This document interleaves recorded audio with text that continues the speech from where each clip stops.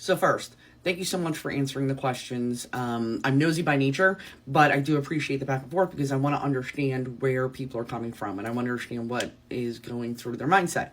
And the calculator above is one of my favorite calculators. And this conversation is not really to change your mind about what you're doing. It's just to kind of offer another place for you to get information and take a look at things.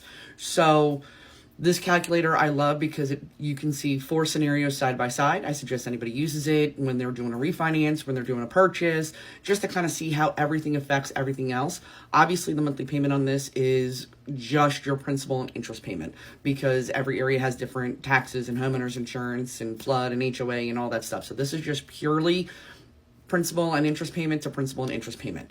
I also like the fact that it gives you the opportunity if you add an extra $100 per month, it shows you how much quicker you're going to pay off your loan and how that's going to affect your overall interest on the purchase of the home.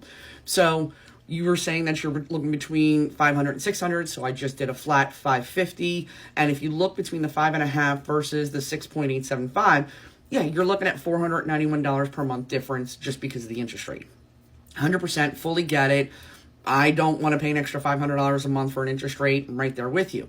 But if rates come back down into the 5s, you're going to have a lot more competition out there. You're going to get into bidding wars. You're going to have over asking again. You're going to have a lot of the craziness that we saw, and it's going to give you a lot less negotiating power.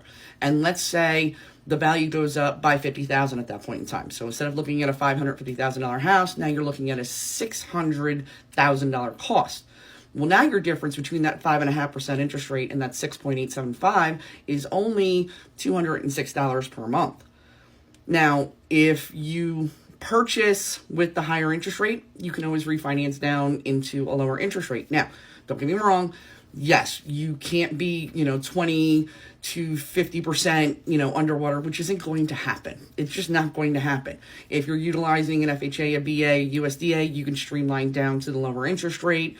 There are also programs that are HARP replacements to help you refinance should that time need to. And again, this isn't saying you should go out and buy. This is just a place for you to get additional information and take a look at how everything balances out in between A versus B versus C. A lot of people don't, the interest rate sounds high, but in a lot of cases, it's not that much of a difference monthly payment wise, but if the cost goes up, it negates the interest rate difference that everybody's concerned about. So this is just, I love this app. I love this calculator. I think everybody should use it. Just a way for me to be able to get that information out there. Thanks again for responding and taking everything in the spirit that it was, and you do what's right for you.